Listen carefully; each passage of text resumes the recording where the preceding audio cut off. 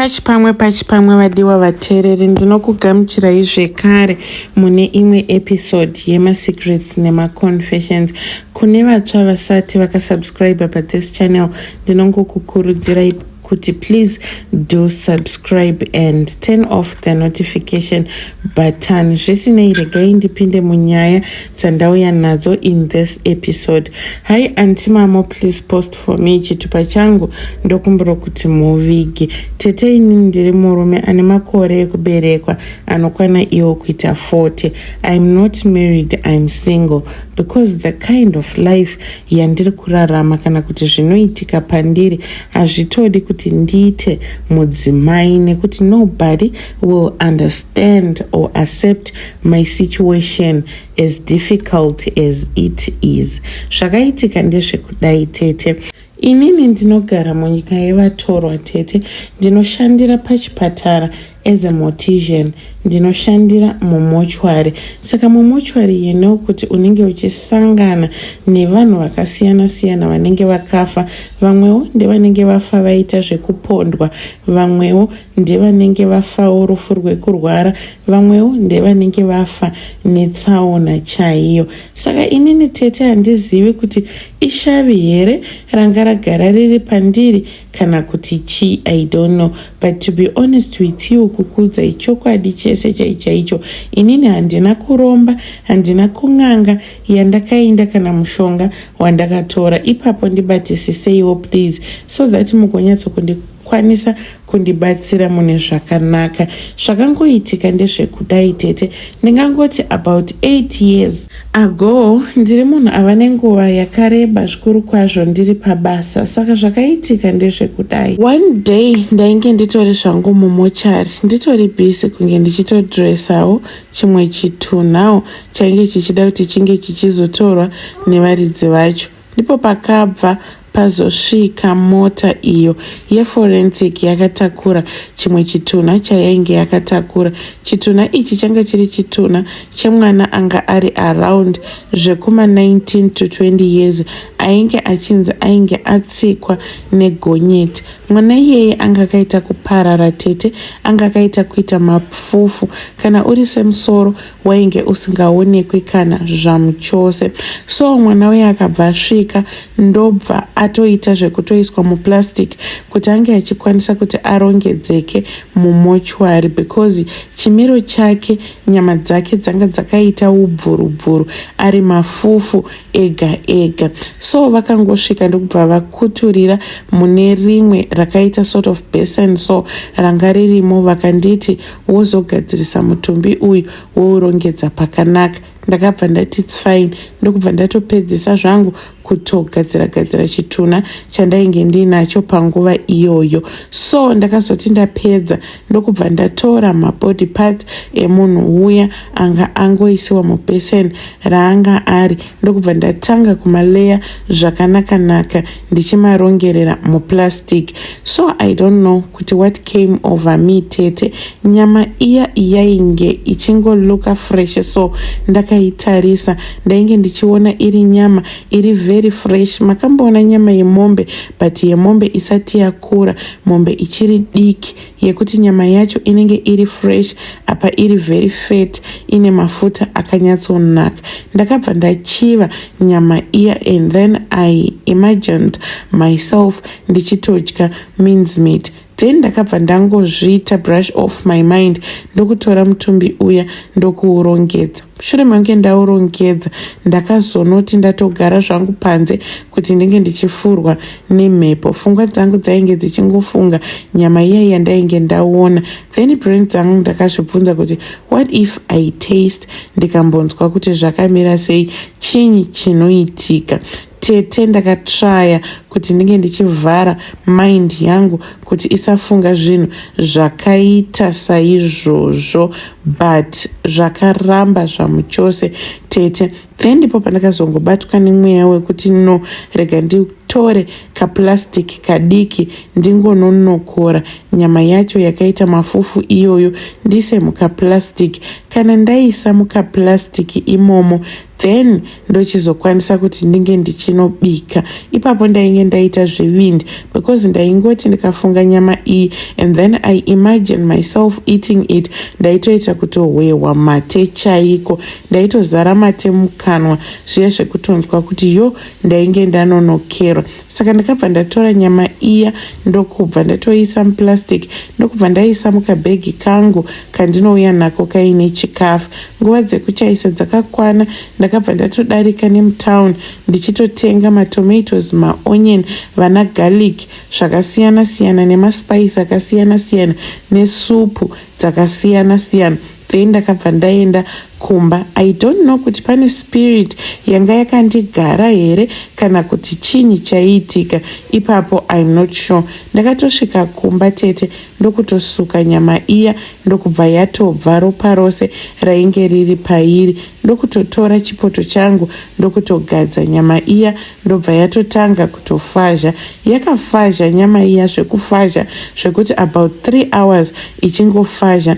Then ndakabva ndaikutura ndokubva ndatoisa mafuta ndokutotanga kutokanga ndichifraya. Ndakaita recipe dzose dzandaiziva ndokubva ndatobika neraisi rangu ndobva ndanodhisha nyama iya kunoisa kumuromo kudai. Ndakanyatsokunzwa kuti nyama iyi yainge ichinaka. Ndakanakirwa nenyama iyoyo zvandisati ndakamboita muupenyu hwangu. Chero poku yandaiverenga kuti ndo my favorite meat because inini ndiri munhu uya anofarira nyama ine feti yakawanda. So ndikangoona nyama inenge yakanyiminya mafuta ndinobva ndatoichiva.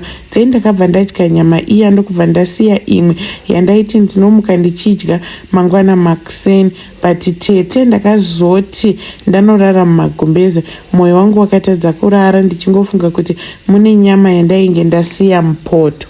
Hope dzakatotadza kutouya zvamuchose. I tried kutova serious kuedza kuti ndirare but hope dzakaramba. Ndakazongogumisira ndamuka ndokubva ndatotora spoon nekapoto kangu ndokuya ndokugadzika paside pembedha wangu ndokubva ndatotanga zvangu kutodya nejuice. Kutaura chokwadi, it was nice, it was tasting so delicious zvekuti kana neni ndega ndakanyatsokunzwa kuti mausiku iwayo ndakabva ndatorara ndichitofunga again strategy yekuti saka nyama iya ndikufanirwa kuti ndinge ndichinotora some more again yekuti ndinge ndichizobika futi zvekare. Then ndakazorara ndapedza kudya nyama iya yandainge ndabika.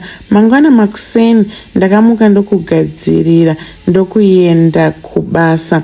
Ndaenda kubasa chekutanga ndakanosvika ndichinovhura nyama iya yemunhu uya wandainge ndakapeka muplastic ndichida kuona kuti how far. Then ndipo pandakabva ndatoona kuti hai nyama yainge ichirimo and there was no problem. Ndakabva ndaisiya yakadaro, ndakaswera the whole day ndichishanda. Time yandakange ndava kuchaisa ndakabva ndatotora paper bag rakati kurei rakaita rihombe ndokubva ndavhura plastic riya. Nyama yose yanga yakaita mafufu mapisi ndakabva ndaitora ndokuisa muplastic muya. Then ndakabva ndatora kamwe kapanga so katinoshandisa mumochwari. Then ndokubva ndacheka mukati mezvidzwa umu. Ndakabva ndacheka nyama yemo nekuseri kwezvidzwa uku kwekuti ndainyatsokuziva kuti hapana anozomboona. Plus uyu anga atori neadvantage yekuti semunhu ainge aparara kana kuti afa netsaona hapana aizombonotisa mavanga ekuti munhu uyu akachekwa akabvisiwa dzimwe nyama. Ndaingotaimira panenge patori nesteki yakawanda chete ndichibva ndatora. Then mumaarms umu ndaibvisa imwe, ndaiti paindinenge ndaslicer ndikabvisa ndaisazosiya pakadaro. Ndaibva ndatora something ndobva ndatanga kupabaya kuti paite like pano pakangobviribvindika pakatokuvara zvisaonekwa kuti pakaslaisiwa. Ndakatuta nyama musi uwoyo, chibhegi changu chakaenda chakaita kuremegwa tete. Ndakati ndichisvika the first thing ndakagadza poto moto yangu, ndokusuka nyama yangu, ndokubva ndaenda kunogeza, nyama yangu ichitofazha itori pastove. Ndakachinja recipe ndikabika zviri different from zvandainge ndakabika nezuro. Tete ndakadya musi woyo ndakanakirwa. I managed kuti ndenge ndichisiya imwe isina kubikwa yandakatozodya for about a week rose ndichingodya nyama iyoyo. Kubva ipapo ndipo pakatanga dambudziko rangu kuenderera kumberi, harina kuzombomira. Ndaiva ndava kungoti vanhu vese vanouya mumochwari vachinzi vafa neaccident. Ndaitonanganidza nyama yavo ndoona kuti yakamira sei. Ndikangoona nyama yako chete itori nemafuta kana kuti ichiratidza kuti utori munhuwo akati korerei unodyika, ndototora nyama iyoyo ndotoenda nayo kumba kwangu, then ndobva ndanoisa mufiriji ndotobika ndototanga kudya. Aripo umwe munhu wekuti nyangwe achisvika so akatsikwa nemota kana kuti ava involved in a car accident, nyama yake unenge uchiita kuona layer yewhite pazasi penyama yake ichiratidza mahwahwa chete chete. Munhu akaita kukora achiita kunyiminya. Ende nyama iyoyo kana ndikaitora ndikaibika handizomboisi cooking oil, inoita kuzvikanga yega. Umwe anenge achitova nemafuta akatoitirira yellow so kuratidza kuti ya munhu uyu akanyatsokukora zvekutodaro. Saka izvezvi tete estimating ndingangoti ndava nemakore anokwana iwo kuita 8 years ndichidya nyama yevanhu, but handiroye, handina kana kuromba or anything. Ndiri munhu anotoshandawo zvitori hard to earn a living, but I do not have a family. Ndiani mukadzi wekuti anozokwanisa kugara neni achitolerate this behavior yekuti unouya nenyama isingazikanwi kuti ndeyei everyday apa uchishanda kumochwari. So instead of quitting zvandinoita izvi, since nyama iyi ichindinakira, I just saw it best kuti better to avoid marriage hangu ndozvigarira a peaceful life. Since ndichizvigarira zvangu kunyika yevatorwa, ndozvigarira a peaceful life ndichiita zvandinenge ndichida nekubika zvandinoda. I know this whole thing it's a disgrace and vanhu vazhinji they are going to judge me, but kutaura chokwadi zvinhu zvandainge ndisina kutarisirawo kuti zvichatoitika pandiri, but zvakangotanga so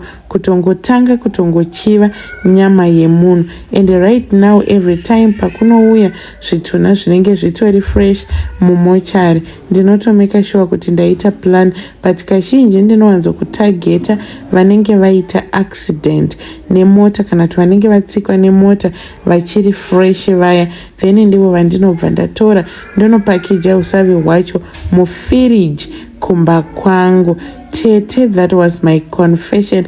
Please chitupa changu vigai kuvigisisa chaiko kutoisa pakahwanda nekuda kwekuti handidi zvangu zvekuzozikanwa ndobva ndatanga kujajiwa apa ndichizikanwa. I will follow in the comment section. Ndoda kumbonzwawo kuti vateereri venyu vanoti idambudziko here kana kuti chii, uye kana riri dambudziko ringasolvika sei, because this is not normal zvamchose. Vadiwa vateereri, ndo yanga iri confession yaHaidi. Zvisinei, you can let us know what you think in the comment section, but zvakangooma zvinotyisa. Imagine nyama yemunhu ndatombonzwa kuda kuenda kunorutsa chaiko because zvakaoma mawana, but I think inini maybe patori nespirit yakatogara pauri chaipo inotokushandisa, because this is not normal. Ungati munhu achisemesa ronda chairo, kungoona ronda remunhu apa unongotora nyama dzevanhu uchidya. How do you know vamwe kufa kwavo vanenge vaine zvirwere, vanenge vatori HIV positive, then you just take nyama yavo iyoyo obva wabika obva wadya. Pauchafira pakaoma nezvirwere zvichakubata it's too much. Anyway, ngatisanganei zvekare mune zvimwe zvirongwa zvinotevera. Don't forget to comment, like and subscribe.